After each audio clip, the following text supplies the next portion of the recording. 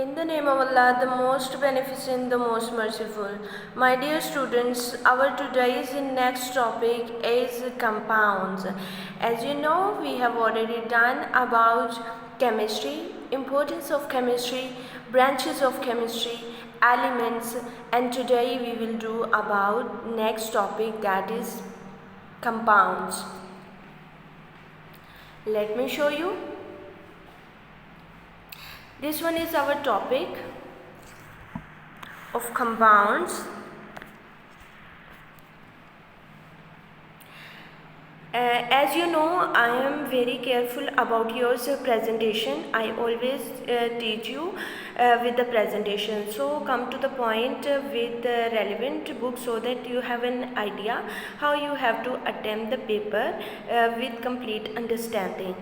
And dear students, I have already shared with you the presentation of the paper. From there you can see the pattern, how to write the question and answer in a effective way.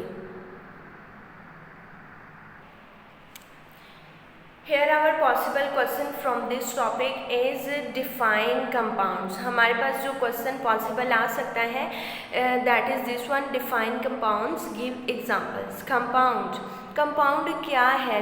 जिस तरह से हमें पता है pure substance जो था वो element था, लेकिन जब दो या दो से ज़्यादा एलिमेंट्स आपस में केमिकल बॉन्ड बना लेंगे और वो एक फिक्स्ड रेशो में एक दूसरे के साथ कंबाइन होंगे तो उसको हम बोलेंगे कि ये एक कंपाउंड है। फॉर एग्ज़ाम्पल यहाँ पे आप देख सकते हैं कि कार्बन एंड ऑक्सीजन आपस में केमिकली बॉन्ड की, कार्बन डाइऑक्साइड बनाया। अब कार्बन डाइऑक्साइड में जिस तरह से हम देख रहे हैं कि कितनी बाय मास रेशो जो है वो कार्बन की है और कितनी बाय मास रेशो ऑक्सीजन की है। कार्बन का एटॉमिक मास 12 होता है, 12 राइट किया, एंड ऑक्सीजन का 16 होता है। 16 के साथ यहाँ पे 2 रिटर्न है, 16 टू द 32। अब यहाँ पे हमारे पास 12 एंड 32 आ रहा है। 12 एंड 32 को जब हम सिंप्लीफाई करेंगे तो हमारे पास 3:8 आ जाएगा। 4 3 दा 12, 4 8 दा 32। तो इस तरह हमारे पास इसकी ये रेशो आ गई कि carbon and oxygen in a fixed ratio of 3:8 by mass के 3% जो है कार्बन और 8% जो है ऑक्सीजन मिली, तो फिर हमारे पास कार्बन डाइऑक्साइड का एक मॉलिक्यूल बनता है। इसी तरह से नेक्स्ट अगर हम बात कर लें वाटर की एंड ऑक्सीजन की, वाटर की बात करें तो हाइड्रोजन एंड ऑक्सीजन आपस में केमिकली बॉन्ड करते हैं, देन हमारे पास बनता है वाटर। तो वाटर का जो हम बाय मास अगर रेशो निकालते हैं तो उसमें 2 हाइड्रोजन है, 16 ऑक्सीजन है, तो इसको सिंप्लीफाई करेंगे तो 1:8 आ जाएगा। इसका मतलब कि 1% जो है हाइड्रोजन एंड 8% ऑक्सीजन मिलेंगे, देन हमारे पास एक वाटर का मॉलिक्यूल बनेगा। आई होप यू अंडरस्टैंड दिस। तो इस तरह से हमारे पास ये आ जाता है मास रेशो। तो ये फिक्स्ड होती है, मतलब जब भी कार्बन डाइऑक्साइड का मॉलिक्यूल बनेगा तो 3% जो है कार्बन होगी, 8% जो है ऑक्सीजन होगी। इसी तरह से जब भी एक वाटर का मॉलिक्यूल बनेगा तो 1% हाइड्रोजन एंड 8% ऑक्सीजन होगी। I hope you understand this dear students. हमारी ये डेफिनेशन रिटर्न है, a substance made up of 2 और more elements chemically combined together in a fixed ratio by mass is called a compound. ये एक definition है compound की, और दूसरी जो डेफिनेशन है कंपाउंड की वो ये है, a pure substance that can be broken down by chemical means into 2 or more different simpler substances is called a compound। dear students, यहाँ पे ये देखें, ये दोनों डेफिनेशंस एक दूसरे से मिलती जुलती हैं, मतलब बात करने के दो अंदाज भी हो सकते हैं। तो दोनों अंदाज में कंपाउंड को जो है वो डिफ़ाइन किया है। एक में हमें ये बताया है कि जो कंपाउंड है वो दो या दो से ज़्यादा एलिमेंट्स के मिलने से बनता है। अब अगर एक चीज़ जो है वो दो या दो से ज़्यादा चीज़ों से मिलकर बनी है, तो जब हम उस चीज़ को ब्रेक डाउन करेंगे तो उसमें से वो जो उसके कॉन्स्टिट्यूएंट्स हैं जिनसे मिलके वो बनी थी वो सेपरेट आउट हो जाएंगे। जब हम उसको सिंपल से करेंगे कॉम्प्लेक्स में कन्वर्ट, तो वो कंपाउंड बन जाएगा, और जब कंपाउंड को हम ब्रेक डाउन करेंगे तो वो अपने सिंपल कंपाउंड्स एलिमेंट्स में चेंज हो जाएगा। I hope you understand this. Next हमारे पास आ जाता है some common compounds with their chemical formula.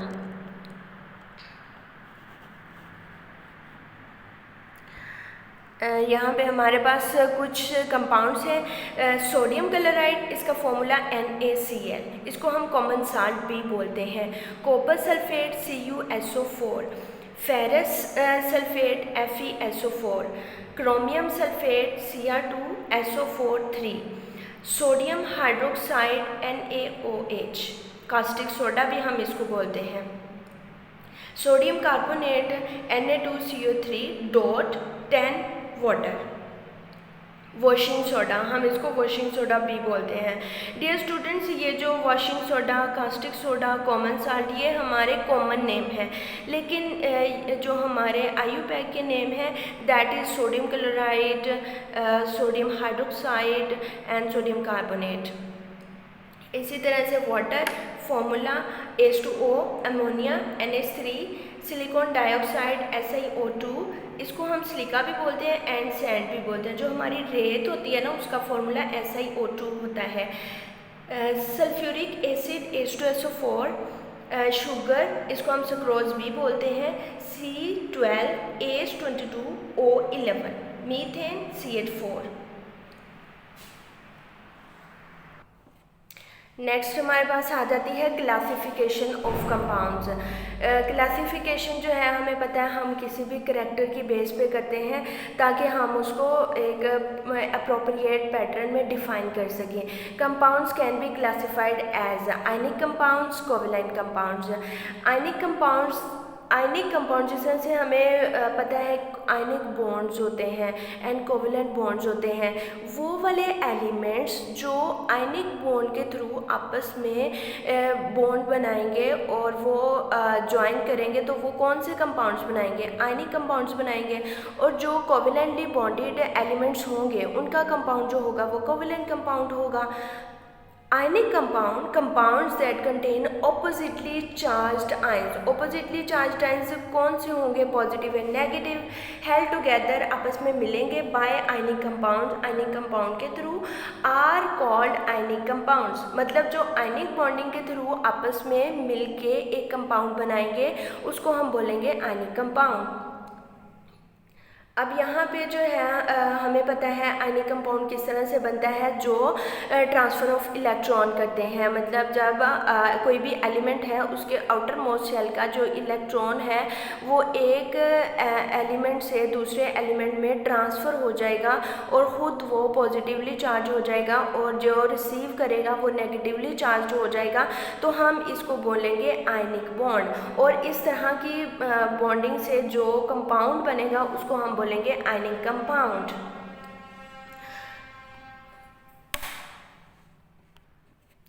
Dear students, हमारे पास जो आयनिक कंपाउंड्स होते हैं ना, क्योंकि ये ऑपोजिटली चार्ज्ड आयंस के थ्रू बने होते हैं और इनके दरमियान एक स्ट्रॉन्ग इलेक्ट्रोस्टैटिक फोर्स पाई जाती है जिसकी वजह से ये आपस में बहुत ज़्यादा मजबूत बॉन्डिंग में होते हैं। और जिसकी बॉन्डिंग मजबूत होगी उसका melting point and boiling point दोनों ही हाई होगा। जिस तरह से अगर कोई चीज़ को हमने लूजली पकड़ा हो तो उसको खींचना आसान होता है, उसकी जो बॉन्डिंग है उसको ब्रेक डाउन करना इजी होता है। लेकिन अगर हमने किसी चीज़ को बहुत मजबूती से पकड़ा हो तो उसको बॉन्ड को ब्रेकआउट करवाना बहुत मुश्किल होगा। तो बिल्कुल इसी तरह से जो आयनिक कंपाउंड्स होते हैं ये, क्योंकि एक तो ऑपोजिट चार्जेस जो होते हैं उनके दरमियान अट्रैक्शन बहुत ज़्यादा होती है और ये वाला बॉन्ड जो है ये इलेक्ट्रोस्टैटिक फोर्स, इलेक्ट्रोमीन, ये जो चार्जेस है ना पॉजिटिव एंड नेगेटिव, इसको हम बोलते हैं इलेक्ट्रोस्टैटिक। तो पॉजिटिव एंड नेगेटिव अट्रैक्शन होने की वजह से ये वाली जो फोर्स है ना, ये इसको बहुत ही ज़्यादा स्ट्रॉन्ग स्ट्रेंथ प्रोवाइड करती है। इस वजह से इसको अगर हम बॉयल करना हो या इसको मेल्ट करना हो तो इसको हमें ज़्यादा हीट या फिर ज़्यादा कूलिंग प्रोवाइड करना पड़ती है। Ionic compounds are represented by the formula units, मतलब इसको भी हम फॉर्मूला यूनिट्स के थ्रू शॉर्ट करते हैं। जिस तरह से सोडियम क्लोराइड है तो इसका फॉर्मूला NaCl होगा। यहाँ पे एक आयनिक कंपाउंड की जो है वो एग्जांपल शो की गई है, जिसमें ये जो ग्रीन कलर है ये सोडियम के लिए शो करवाया जा रहा है और ये जो येलो कलर है ये क्लोरीन के एलिमेंट्स को शो कर रहा है। तो आप देख रहे हैं कि यहाँ पे ये जो क्रिस्टल लैटिस है कितनी मजबूती के साथ आपस में वेल अरेंज्ड मैनर में एक कंपाउंड बनाए हुए हैं। डियर स्टूडेंट्स, ये हमारे पास कुछ एग्जांपल्स हैं। Sodium chloride, copper sulphate, ferrous sulphate, chromium sulphate, lead iodide. तो ये हमारे पास आयनिक कंपाउंड्स हैं जिनको बाय डायग्राम भी दिखा दिया गया है। आई hope you understand this. Next अब हमारा आ जाता है कोवेलेंट कंपाउंड्स। कोवेलेंट कंपाउंड जिस तरह से मैंने आपको बताया, कोवेलेंट बॉन्ड जिस तरह से बनता है, कोवेलेंट बॉन्डिंग वाले जो एलिमेंट्स हैं वो कौन से कंपाउंड्स बनाएंगे, कोवेलेंट कंपाउंड्स। और कोवेलेंट बॉन्ड किस तरह से बनता है, by sharing of electrons. So come to the definition, compounds formed by sharing of electrons between different atoms are called covalent compounds. Covalent compounds consist of the molecules. A molecule is represented by a molecular formula. अब बिल्कुल उसी तरह से जो जिस तरह से ionic compounds हैं इनको फॉर्मूला यूनिट से हमने शो करवाया था, इसी तरह जो कोवेलेंट कंपाउंड्स हैं इनको भी हम मोलिकुलर फॉर्मूला से शो करते हैं। जिस तरह से वाटर के लिए H2O है, हाइड्रोक्लोरिक एसिड के लिए HCl, मीथेन के लिए CH4, carbon dioxide CO2, sulphuric acid H2SO4, sugar जिसको हम सुक्रोज भी बोलते हैं, उसके लिए जो है वो ये वाला जो है ये शुगर है जो हम डेली बेस पे यूज़ करते हैं अपने घरों में। ग्लूकोज ये भी शुगर की एक फॉर्म है, लेकिन जो हमारे फ्रूट्स वगैरह हैं इनमें ग्लूकोज पाई जाती है, मतलब ये नेचुरल होती है और ये मैन मेड होती है। डियर स्टूडेंट्स, हमारे चैप्टर की रीडिंग के साथ साथ जो हमारे एक्सरसाइज में शॉर्ट क्वेश्चंस हैं उसको भी हम साथ साथ कवर करेंगे, ताकि हमारी जो एक्सरसाइज है और बुक रीडिंग है ये साइड बाय साइड कंप्लीट हो जाए। इसके लिए मैं आज आपको फर्स्ट 3 क्वेश्चंस का रिव्यू देती हूँ, ताकि आप साथ साथ अपनी लर्निंग पे भी फोकस करें और कोशिश करें इन शॉर्ट क्वेश्चंस के आप नोट्स बना लें, क्योंकि बाद में आपको शॉर्ट क्वेश्चंस एंड न्यूमेरिकल्स के रिटन नोट्स अगर आपके पास अवेलेबल होंगे तो आपको एग्जाम में बहुत ज़्यादा आसानी हो जाएगी। Dear students, these are our answers. Define industrial chemistry and analytical chemistry. Its answer is industrial chemistry, analytical chemistry. How can you differentiate between organic and inorganic chemistry? Organic chemistry, inorganic chemistry. Next is, what is the scope of biochemistry? Dear students, आप video को pause करके इसका answer अपने notes पे right कर लेंगे।